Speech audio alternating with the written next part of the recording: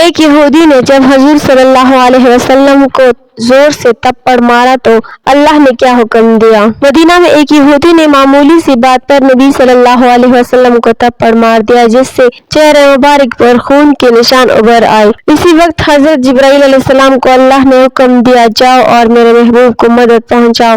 بسم اللہ الرحمن الرحیم۔ پیارے دوستو، تصور کرو مکہ کی تپتی ہوئی ریت جہاں سورج کی تپش زمین کو جلا رہی ہے، اور وہ اکیلا سایہ جو چل رہا ہے وہ ہے ہمارے نبی پاک صلی اللہ علیہ وسلم۔ ان کا پیٹ بھوک سے خالی تھا مگر دل اللہ کی یاد سے بھرا ہوا تھا اور آنکھوں میں امت کی فکر تھی جو ہر لمحہ انہیں بے چین کیے ہوئے تھی۔ آؤ یہ کہانی میرے لہجے میں سنو تاکہ آسمان اور زمین دونوں گواہ بن جائیں۔ یہ کہانی ہے صبر، محنت اور سب سے بڑھ کر رحمت کی، جو ہمارے نبی صلی اللہ علیہ وسلم کی شخصیت کا سب سے خوبصورت پہلو ہے۔ نبی صلی اللہ علیہ وسلم سڑکوں پر چل رہے تھے، ان کے قدم ریت پر پڑ رہے تھے، پیٹ کئی دن سے خالی تھا مگر کبھی شکایت نہ کی۔ اچانک ان کی نظر ایک پرانی مٹی لگی تحریر پر پڑی جس پر لکھا تھا، یہودی کے کھجور کے باغ میں پانی دو، بدلے میں اجرت دو۔ نبی صلی اللہ علیہ وسلم نے سوچا، اے اللہ، یہ تیری طرف سے موقع ہے، میں محنت کروں گا، اپنے ہاتھوں سے روزی کماؤں گا، کیونکہ تو نے فرمایا ہے کہ انسان کو محنت کی دعوت دی جائے۔ وہ اس یہودی کے گھر کی طرف چل پڑے جو پہاڑی علاقے میں واقع تھا۔ راستے میں کہیں کہیں چھوٹے پتھر قدموں میں چبھ رہے تھے مگر نبی صلی اللہ علیہ وسلم طائف کی وادیوں میں خون کے چینٹے بھی جھیل چکے تھے۔ باغ تک پہنچ کر نبی صلی اللہ علیہ وسلم نے نرمی سے کہا، اے اس باغ کے مالک، میں تیرے باغ میں کام کرنا چاہتا ہوں، پانی دوں گا اور محنت کروں گا، بدلے میں جو چاہو دو۔ یہودی نے نبی صلی اللہ علیہ وسلم کی طرف ایک نگاہ ڈالی، پھر ہنستے ہوئے کہا، یہ کوئی کھیل کا میدان نہیں، بتا کون سا کام کرے گا؟ نبی صلی اللہ علیہ وسلم نے پرسکون لہجہ اختیار کیا، میں وہی کام کروں گا جو تجھے منظور ہو، اللہ مجھے طاقت دے گا۔ یہودی نے ایک پرانی رسی بالٹی میں ڈال کر نبی صلی اللہ علیہ وسلم کے ہاتھ میں دی اور کہا، وہ دور والا کنواں ہے، پانی نکالو اگر ہمت ہے۔ نبی صلی اللہ علیہ وسلم نے بسم اللہ کہا، بالٹی کنویں میں اتاری مگر رسی چٹخ کر ٹوٹ گئی اور بالٹی کنویں کی تاریک گہرائی میں جا گری۔ نبی صلی اللہ علیہ وسلم کے چہرے پر کوئی تبدیلی نہیں آئی۔ دور سے یہودی نے دیکھا اور زور سے تپڑ مار دیا مگر نبی صلی اللہ علیہ وسلم نے صبر کا پہاڑ بن کر بالکل اسی نرمی سے جیسے کوئی باپ اپنے بچے کو سمجھا رہا ہو پوچھا، اے یہودی، جس ہاتھ سے تو نے مجھے مارا، کیا اسے درد ہوا؟ کیا تیرے دل میں کوئی حسرت نہ اتری؟ یہودی حیران رہ گیا، اس کی ہنسی رک گئی۔ وہ بولا، نہیں تو میری بالٹی کنویں میں گرا دی، اس لیے مارا۔ نبی صلی اللہ علیہ وسلم مسکرائے اور فرمایا، ٹھیک ہے اے یہودی، میں تیری بالٹی نکال دوں گا۔ یہودی پھر ہنسنے لگا مگر نبی صلی اللہ علیہ وسلم نے اللہ کی طرف رجوع کیا، اے جبرائیل، میرا حبیب مشکل میں ہے، جاؤ کنویں کا پانی اوپر بھر دو اور بالٹی میرے محبوب کے ہاتھ میں پہنچا دو تاکہ وہ خالی ہاتھ نہ لوٹے۔ اللہ کے حکم سے حضرت جبرائیل علیہ السلام معجزانہ طور پر آئے، کنویں کا پانی دریا کی طرح اوپر آیا اور وہ بالٹی نبی صلی اللہ علیہ وسلم کے مبارک ہاتھوں میں پہنچ گئی۔ یہودی دور سے یہ سب دیکھ رہا تھا، اس کا چہرہ پیلا پڑ گیا، آنکھیں پٹی رہ گئی گویا کسی بت کو دیکھ لیا ہو مگر اس کی نگاہ میں سخت طنز نہیں تھا، صرف رحمت کا عکس تھا۔ وہ بالٹی لے کر باغ کی طرف بڑھا اور ہر درخت کو پانی دینے لگا جیسے کوئی رحمت کی بارش ہو رہی ہو۔ جب کام ختم ہوا تو یہودی نے کھجوریں توڑ کر نبی پاک صلی اللہ علیہ وسلم کو دی۔ نبی پاک صلی اللہ علیہ وسلم نے کھجوریں لی اور اپنے پیارے نواسوں کی تلاش میں نکلے۔ حسن اور حسین، وہ دو ننھے پھول جو نبی پاک صلی اللہ علیہ وسلم کے دل کی دھڑکن تھے، وہ چل رہے تھے کہ کچھ چرواہوں کا ایک قافلہ دکھائی دیا۔ اونٹ اور بکریاں چرواہوں کے ساتھ تھیں مگر ان کی آنکھوں میں عجیب سی اداسی تھی۔ نبی پاک صلی اللہ علیہ وسلم نے چرواہوں سے پوچھا، اے چرواہوں، کیا تم نے میرے حسن و حسین کو دیکھا ہے؟ ان کے چہروں پر خوف و حیرت تھی۔ ایک چرواہا لرزتی آواز میں بولا، یا رسول اللہ صلی اللہ علیہ وسلم، ہاں، ہم نے دو ایسے بچوں کو دیکھا ہے جو اسی راستے سے گزرے اور پہاڑ کی طرف جا کر سو گئے، مگر اللہ کے رسول، ایک عجیب بات ہے، ہمارے اونٹ اور بکریاں انہیں دیکھ کر رونے لگیں، ان کی آنکھوں سے آنسو نکل آئے جیسے کوئی ماں اپنے بچوں کی بھوک دیکھ کر روتی ہو۔ جب تک وہ بچے پہاڑ میں رہے ہمارے جانوروں نے نہ گھاس کھائی اور نہ ہی پانی پیا، ہم سمجھ نہ سکے کہ یہ کیا معاملہ ہے۔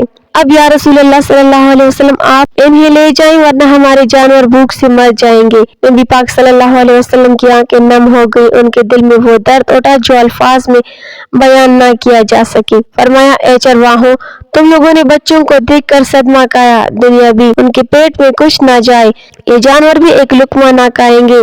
یہ سن کر چرواہوں کے چہروں پر سکون آیا، مگر نبی پاک صلی اللہ علیہ وسلم کا دل ابھی بھی بے چین تھا۔ وہ پہاڑ کی طرف بڑھے جہاں ریت کے ٹیلوں کے درمیان ایک چھوٹی سی جگہ تھی، وہاں ریت کو تکیہ بنا کر حسن و حسین سوئے ہوئے تھے۔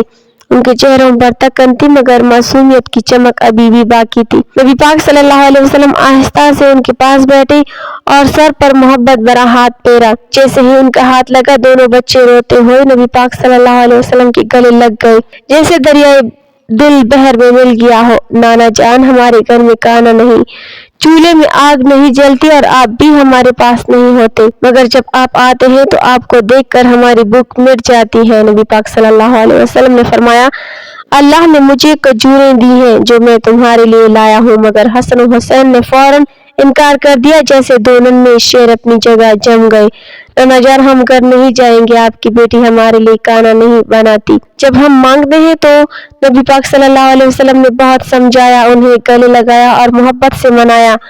آخرکار دونوں راضی ہوئے اور نبی پاک صلی اللہ علیہ وسلم کے ساتھ گھر لوٹ آئے۔ گھر پہنچ کر نبی پاک صلی اللہ علیہ وسلم نے حضرت فاطمہ زہرا رضی اللہ تعالیٰ عنہا کو بلایا اور فرمایا یہ کھجوریں اللہ کی طرف سے ملی ہیں، دو تم کھاؤ، دو حسن کے لیے اور دو حسین کے لیے، یہ تمہاری اور تمہارے بچوں کی بھوک مٹا دیں گی۔ حضرت فاطمہ زہرا رضی اللہ تعالیٰ عنہا نے کھجوریں ہاتھ میں لی مگر نظریں اپنے ابو کے چہرے کی طرف گئیں۔ او ابو جان، آپ کے گال پر انگلیوں کے نشانات کیوں ہیں؟ کس بدبخت نے آپ کے مبارک چہرے پر ہاتھ اٹھایا؟ بتائیے، میں اللہ سے دعا کروں گی کہ وہ اس ظالم کو نیست و نابود کر دے۔ نبی پاک صلی اللہ علیہ وسلم نے نرمی سے فرمایا اے فاطمہ، پہلے کھا لو، یہ سوال ابھی مت پوچھو، اللہ سب دیکھ رہا ہے اور وہ بڑا رحم والا ہے۔ مگر حضرت فاطمہ زہرا رضی اللہ عنہا کا غم کم نہ ہوا، وہ رونے لگی، ان کی آواز میں درد تھا۔ نبی پاک صلی اللہ علیہ وسلم نے انہیں تسلی دی مگر ان کے دل میں وہ سوال گردش کرتا رہا۔ ادھر وہ یہودی اپنے گھر میں تھا، اس نے بے فکری سے کہا مجھے کیا معلوم، میں نے محمد صلی اللہ علیہ وسلم کو مار دیا، اس میں کیا بڑی بات ہو گئی؟ اس کی بیوی کا چہرہ بدل گیا اور وہ خوف اور غصے سے کانپ اٹھی۔ اس نے چیخ کر کہا اے نادان، جسے تم نے مارا ہے وہ اللہ کے آخری نبی حضرت محمد صلی اللہ علیہ وسلم ہے، تم نے اللہ کے رسول پر ہاتھ اٹھایا ہے، میں یہ گناہ برداشت نہیں کروں گی، فوراً جاؤ اور ان سے معافی مانگو ورنہ یہ ہاتھ تمہارے کسی کام کا نہیں رہے گا۔ اس نے کہا میں یہ فیصلہ کسی حکیم یا بادشاہ کے پاس نہیں لے جاؤں گا، خود ہی کروں گا۔ بیوی نے لرزتے ہوئے چھری لائی اور اس نے اپنا ہاتھ خود کاٹ لیا۔ وہ کٹا ہوا ہاتھ اٹھائے نبی پاک صلی اللہ علیہ وسلم کے گھر کی طرف چل پڑا۔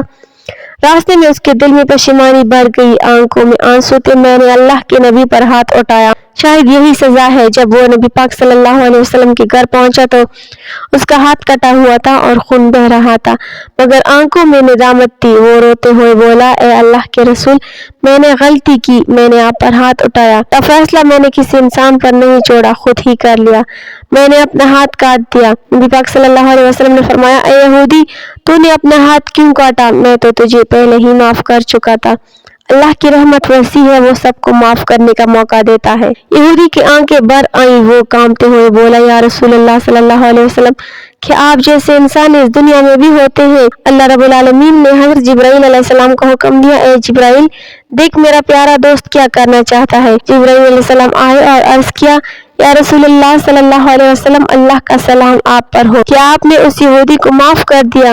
نبی پاک صلی اللہ علیہ وسلم نے فرمایا اے جبرائیل، میں غضب والا نبی نہیں، میں رحمت والا نبی ہوں، بدلہ لینے والا نہیں، معاف کرنے والا ہوں۔ پھر اللہ کے حکم سے نبی پاک صلی اللہ علیہ وسلم نے اپنا مبارک لباس اس کے کٹے ہوئے ہاتھ پر رکھا، سبحان اللہ، ہاتھ پہلے جیسا ہو گیا، نہ کوئی نشان رہا نہ درد۔ یہودی بے قرار ہو کر رو پڑا، بولا یا رسول اللہ، جس ہاتھ کو آپ نے جوڑا اسی ہاتھ کو پکڑ کر مجھے کلمہ سکھا دے، مجھے مسلمان بنا دے۔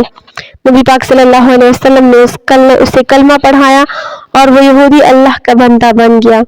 ایک دن حضرت عمر بن خطاب رضی اللہ تعالیٰ عنہ نبی پاک صلی اللہ علیہ وسلم کو ڈھونڈتے ہوئے ان کے گھر پہنچی۔ گھر میں ایک کونے میں تھوڑا سا آٹا رکھا تھا اور دوسرے کونے میں جانور کی کال سے بنی ہوئی پانی کی مشک لٹک رہی تھی۔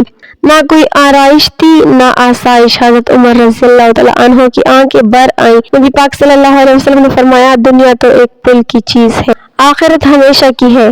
اللہ ہمیں عمل کی توفیق عطا فرمائے اور ہمارا خاتمہ ایمان پر فرمائے، آمین۔ ناظرین، کمنٹ باکس میں اللہ تعالیٰ کے 99 ناموں میں سے ایک نام ضرور ٹائپ کریں۔